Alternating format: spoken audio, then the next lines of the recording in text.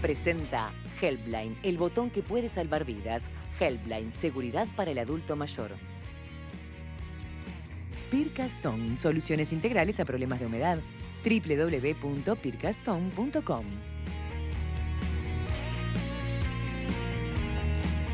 Presta atención a la recomendación del chef número 1 del Uruguay, Sergio Puglia, y usá queso rallado artesano. Rico, sabroso, bien sazonado, fino en hebras, apto para celíacos. En todas tus comidas, queso rallado artesano. El mejor queso rallado se llama ¿cómo? Véalo. Queso rallado artesano, presente en Xi'an, tienda inglesa, macromercado, Disco, Devoto y los mejores comercios de plaza. artesano.com.uy. Bueno, en el día de hoy la OMS declaró pandemia el coronavirus. Vamos a recibir a nuestra compañera Maggie Correa para recordarnos o informarnos sobre precauciones a tener en cuenta en cuanto a esa enfermedad. Compañeros, retomamos el contacto y ustedes saben que en las últimas horas se declaró la pandemia por esta situación del coronavirus, específicamente el COVID-19, que es que todavía está analizándose, investigándose qué consecuencias tiene, más allá que la letalidad se entiende no es tan grave, pero hay algunos sectores, algunos grupos etarios que sí son los más vulnerables, sobre todo aquellas personas que tienen afecciones, por ejemplo, a nivel respiratorio. Pero vamos a conocer en detalle qué opina el SMU, el Sindicato Médico del Uruguay, respecto a cómo se está abordando el tema en nuestro país. Estamos con Daniela Paciel, que es infectóloga, pero además es intensivista. ¿Cómo se está abordando el tema en nuestro país? ¿Se están haciendo las cosas bien? ¿Falta mucho? ¿No hay conciencia? ¿Hay conciencia por parte de la sociedad? ¿Qué se puede decir al respecto? Buenas tardes. Hola. Bueno, el manejo de este tipo de situaciones, de una pandemia en este caso ya declarada, va por varios niveles, ¿no? Hay un nivel que es la autoridad sanitaria, con las directivas y el rol de rectoría que le cabe, y que tiene que establecer pautas claras y definiciones claras para que el personal de salud y la población en general sepan cómo manejarse. Después hay un tipo de manejo, por decirlo, un nivel de manejo que es el propio personal sanitario con pautas claras clínicas y lo que uno tiene que hacer para prevenir la transmisión a nivel hospitalario, la transmisión en los servicios de salud y hacia el personal sanitario que uno se tiene que cuidar. Y finalmente hay un tercer nivel, por decirlo de alguna forma, que es a nivel poblacional. Si partimos del nivel poblacional, la gente necesita conceptos claros que les sean volcados para ver qué es lo que tienen que hacer con este tipo de situaciones, de enfermedades, para prevenirla, para que no haya dispersión, para cuidarse, para cuidar a las personas más débiles. Creo que los mensajes son bastante claros. Las recomendaciones, por lo pronto, saber qué es lo que tenemos que hacer como sociedad, que muchas veces hay quienes dicen, yo prefiero que no me saluden, otros que no toman conciencia de eso. Claro, hay recomendaciones claras, que son evitar el contacto íntimo con personas en forma en la calle o en el trabajo o en las escuelas o en las facultades. Está también una buena higiene de manos, una buena higiene de tos. Esas son todas medidas que se vienen difundiendo bastante y creo que la gente han calado. No utilizar el tapabocas en forma innecesaria, es decir, solamente las personas sintomáticas o las personas que cuidan a otras personas que tienen síntomas. Después hay todo un tema con las personas que provienen de sitios donde son contactos de casos con coronavirus. Y en ese caso también son las pautas de las autoridades sanitarias las que deben decir si esas personas deben hacer autoaislamiento, que es lo que se llama, es decir, la persona que está asintomática, pero como estuvo en contacto puede estar en el periodo de incubación, que generalmente se habla de 14 días. Esa también es una pauta del ministerio, de la autoridad que la tiene que dar, bajar la tierra, para que la población sepa lo que tiene que hacer. Ahora, eso representa, y perdón que le interrumpa, pero representa que las personas, por ejemplo, que vuelen de viaje, se tengan que quedar 2 semanas en su casa. ¿Eso se está tomando en cuenta por parte de los diferentes lugares de trabajo? A nivel ministerial, ¿ustedes conocen si se están dando pautas, lineamientos? Porque esas personas pierden 2 semanas de trabajo también. Bueno, lo que yo tengo entendido es que ese lineamiento todavía no está funcionando en Uruguay o todavía no se ha dado.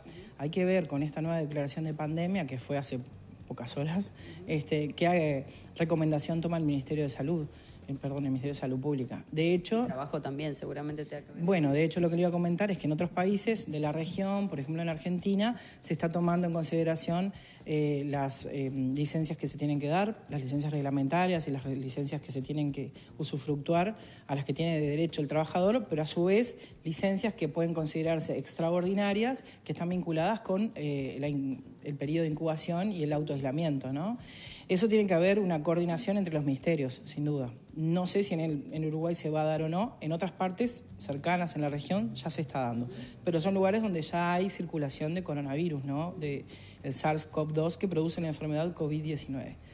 Después está a nivel del personal de salud, y a nivel de personal de salud tenemos que tener claro cuáles son las medidas que tenemos que realizar para protegernos, pero también para proteger a la población. Sobre ese punto en particular, no exactamente el sindicato médico, pero sí las sociedades científicas que formamos parte del sindicato y algunas que no, nos estamos reuniendo junto con algunas cátedras de la Facultad de Medicina y estamos escribiendo un protocolo de manejo clínico que incluye también determinados tipos de precauciones en determinadas situaciones particulares. Por ejemplo, en la asistencia tanto en domicilio como en la asistencia de pacientes graves o no graves. Eso es un ejemplo de lo que tiene que hacer el personal sanitario, que además es educarse y también exigir que lo eduquen. ¿Qué quiere decir esto? Exigir que se les diga cómo se tiene el material necesario, lo que necesitan para aplicar las precauciones, cómo se deben colocar, cómo se deben de retirar. ¿Y eso el Ministerio lo está realizando más allá de los anuncios que se hicieron en estas últimas horas, la conferencia de prensa de ayer? ¿Hay lineamientos claros de cómo tiene que actuar el personal de salud? ¿Qué está pasando en ese sentido? Porque recién escuchaba que eran las propias sociedades científicas, el SMU. Son dos niveles diferentes, ¿no? Hay un nivel que es el manejo clínico y las precauciones que se hacen en ese manejo clínico, que más allá de los lineamientos que dé el Ministerio, hay que llevarlas a tierra y hay que llevarlas a cada lugar. Existe un pedido, por lo que yo tengo entendido, del Ministerio hacia los prestadores de salud, no sé si ya se formalizó, pero supongo que será así, si no es así va a ser ahora, de planes de contingencia en cada prestador. Y ahora más que nunca los prestadores deberían trabajar en forma unida y en forma sistematizada entre las prehospitalarias y los pacientes que están hospitalizados y aquellos que deben de quedarse en domicilio.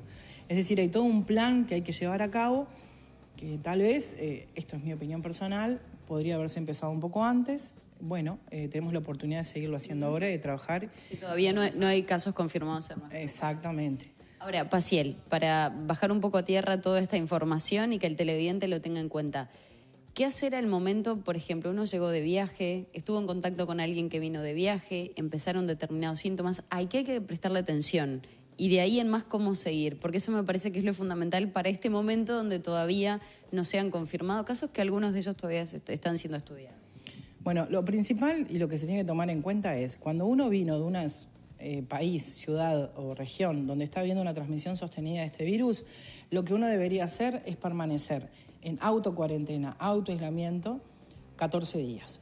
Para eso lo que se predica es que esté en un domicilio, en un lugar ventilado, que tenga acceso al agua potable, que tenga una buena higiene de manos, una buena higiene corporal, que cada vez que utilice el baño, si el baño no puede ser exclusivo, que es lo que nos pasa a la mayoría de los uruguayos, sea higienizado con hipoclorito o una dilución específica, que si esa persona llega a tener sintomatología, consulte inmediatamente, pero la consulta no tiene por qué ser en un centro de salud, la consulta puede ser telefónica y se valorará si hay que concurrir a verlo presencialmente o cómo se sigue la asistencia. En particular, las personas que no tienen comorbilidades, que son jóvenes y sanos, son las que menos probabilidad tienen de hacer una progresión a la gravedad. Entonces, por eso lo que se está fomentando es la consulta domiciliaria. La autoexclusión, el aislamiento social para las personas que fueron contacto o que vienen de lugares donde hay transmisión. Y después están los que son contactos de contactos. Bueno, tampoco tenemos la paranoia, no, exacto.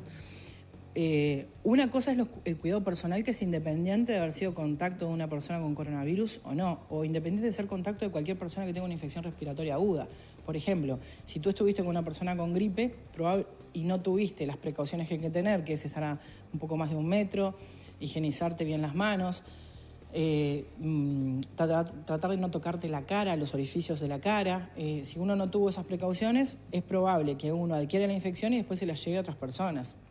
Además, lo otro que no está del todo claro es cuando una persona adquirió esta infección, ¿cuánto tiempo antes de los síntomas empieza a transmitir la infección? hay algunos artículos que están hablando de 24 o 48 horas antes, que en eso es similar a la gripe. En otras cosas no es similar a la gripe, pero en eso sí. Bueno, Pasier, le agradecemos. Tendríamos muchísimas dudas más, sobre todo en un día en que se declara a nivel mundial esta pandemia, así que a tomar todas estas precauciones en cuenta. No hay casos todavía confirmados en nuestro país, no sabemos si puede ocurrir en las próximas horas o no. Hay mucha movilidad también por estos días, viene turismo, bueno, muchos aspectos a tener en cuenta, así que muchísimas gracias por este contacto y seguramente continuaremos en comunicación por todo este tema. Muy amable. A ustedes, muchas gracias. Era Daniela Pasier, ¿verdad? Sí, bien. Infectóloga y además intensivista del sindicato, en representación del Sindicato Médico del Uruguay, brindando estas recomendaciones para toda la población. Siguen ustedes. Muy bien, importantes recomendaciones de algo que ya no está tan lejos. Sí, no está tan lejos, acá. pero no llegó. Capaz que Fernando Tetes trae el coronavirus. Mirá cómo sí. te hablo. ¿Eh? Te hablo así por las Así, dudas. ¿no? Te hablo así por las dudas, como los jugadores de Viste fútbol. que ¿viste? estornudar es con el codo, ¿no? Sí, no es sí, con sí. la mano. No es con el... Sí. Hay que ¿no? tapar lo más posible. Sí. Sí. Bueno, veremos. Mantenerse informados y tranquilos. Exacto, ¿verdad? tranquilos e informados. Eso es ¿Ves? muy importante. El orden en este programa Informados y Orden, ella tranquilos. pone orden y progreso. Y leyendo acá Exactamente. leyendo Canela, justito, Fernando, se ve bien ahí, que Sí. hoy está en las librerías en versión reeditada. Sí, ¿verdad? es más, ese libro que está acá... Buenas tardes. Buenas tardes, como que estuvimos hablando hace un rato. Lo acabo de tocar por primera vez en la reedición porque salió hoy de tarde. Es el primero que veo de la reedición de este libro que lo hicimos con la editorial Medio y Medio, con Fede Lemos, y en coautoría con José Cozzo, que es un cra. Nos conocemos toda la vida, pero sobre todo porque fue mucho tiempo presidente del jurado, de Carnaval, y después hicimos un montón de cosas juntos. Y terminamos escribiendo esta biografía de Julio, que... ¿Qué se fue con Julio? Y ¿Qué con Julio con se Canela? fue, yo pongo ahí, este libro tiene, entre otras cosas, entre algunas modificaciones, además del nombre y una reedición de la tapa, tiene un epílogo y un prólogo, y tiene un capítulo que escribí yo, mi última entrevista fuerte con Julio, que fue el día antes de la última llamada que desfiló. Pero ahí yo pongo en el epílogo que con Julio se va, para los tipos, yo tengo 50 años, 53 años, yo casi que no viví el Bajo de Montevideo. Con él aprendí 1000 historias del Bajo de Montevideo, 1000 historias de los Cuando barcos. había un Bajo de Montevideo. Cuando había un Bajo de Montevideo, 1000 historias. Del puerto, por la ciudad del vieja, puerto, de sí. todos los bolichones allá abajo. Historias de un carnaval que era otro, un carnaval mucho menos inclusivo, por supuesto, un carnaval diferente. Y las historias de un tipo que es un mito para el carnaval, pero que como todo personaje fuerte y culturalmente hacedor, tuvo mucha gente a favor y mucha gente en contra. Para muchos fue un sargento en el laburo y un tipo muy duro, etcétera, y para otros fue un maestro. ¿Qué fue para vos? Para mí fue primero un referente, fue un tipo al que quise mucho porque la oportunidad de conocerlo y de ir a cenar a su casa muchas veces y de charlar de 1000 temas, terminé conociéndolo, queriéndolo mucho. Un tipo que cada vez que nos veíamos lo primero que me preguntaba era ¿cómo está tu vieja? ¿Cómo está Julia? ¿Cómo está Julita?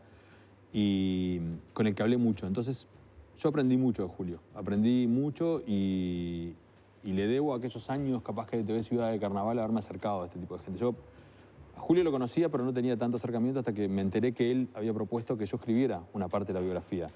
Y eso como que nos abrió la puerta a los dos para conversar mucho más y para sacarnos mucho prejuicio uno del otro a la hora de hablar. Entonces, se fue un tipo que era muy laburador, un tipo que tenía millones de relaciones con todo el mundo, que era muy estricto con la comparsa, y que logró poner en un lugar de consideración al candombe. Para algunos estará bien, para otros estará mal, pero para que se hablara, para que se respetara y para que se tuviera en cuenta su opinión. Él siempre embromaba con esto de que había que cambiar eso de que vienen las comparsas, me voy a comer un chorizo en el Teatro de Verano, ¿no? Claro. Que fue una de las luchas que él quiso hacer, que le puso mucho glamour y que a mucha gente tradicional del candombe entiende que capaz que se fue ¿Había mucho una por el época, glamour. vienen las comparsas con un chorizo? Y hay una época en el Teatro de Verano que sí. ¿O es un dicho? No, que quedaba vacío el Teatro de Verano. Que la mayoría de la gente se iba o llegaba más tarde porque estaban los lugares. Él siempre decía eso y después lo otro que decía era que trató de dignificar que no fuera vamos a traer a los negros entonces con un chorizo y un litro de vino los arreglamos. No, son artistas y hay que destacarlos como tal. Y me parece que lo logró bastante. A costa de que alguno lo quiera y que otros no tanto, pero me parece que desde su lugar logró dignificarlo. Y lo hizo también desde un lugar que fue, soy homosexual, yo viví esto. No lo oculto.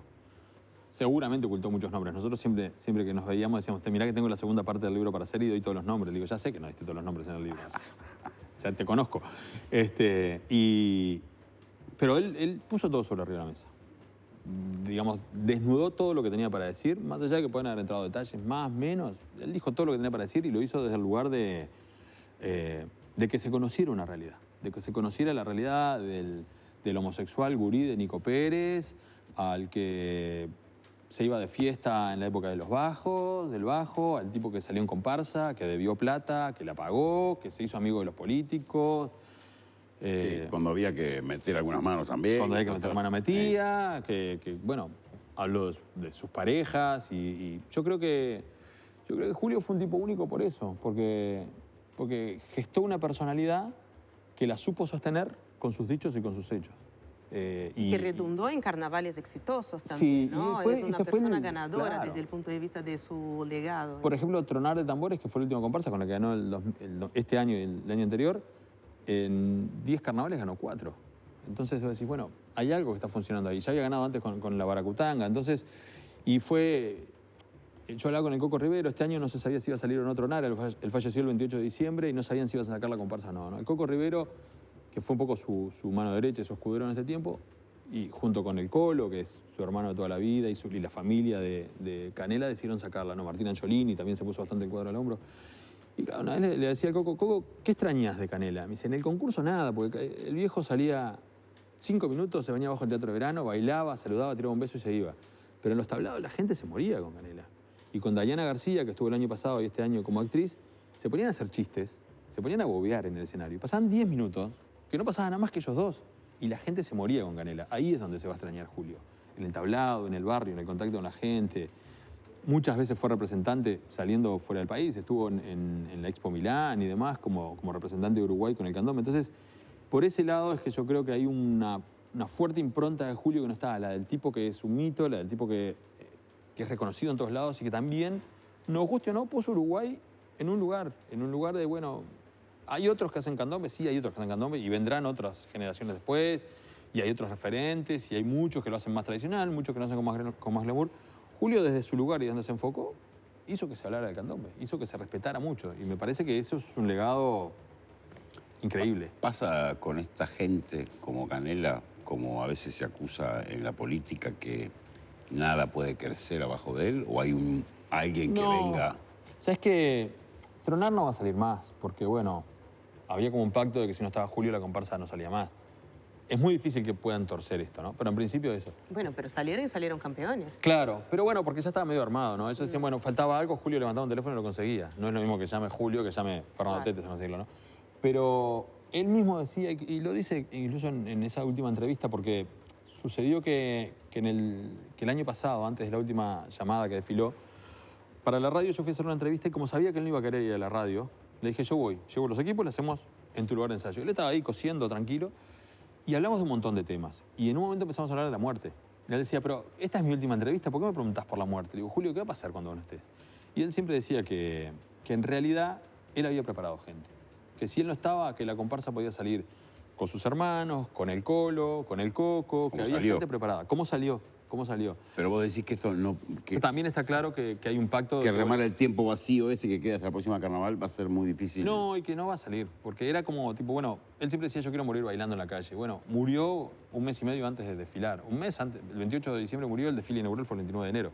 Murió un mes antes del desfile inaugural y un mes y medio antes de la llamada. Ya estaba medio armado todo. Pero está claro que Tronar se despidió...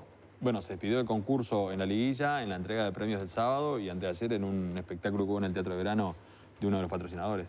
Es muy difícil que vuelva a armarse la comparsa para hacer este espectáculo y mucho menos que siga el nombre de Tronar. Entonces, tiene como ese valor también, ¿no? ¿Qué otra cosa puede encontrar alguien que no haya visto este libro antes? Y este libro, para los que no lo vieron nunca, este libro tiene a Julio hablando de todo. Habla de política, habla del nacimiento, habla de sus pagos, habla de la homosexualidad, habla de lo que hablábamos del bajo, habla de la muerte.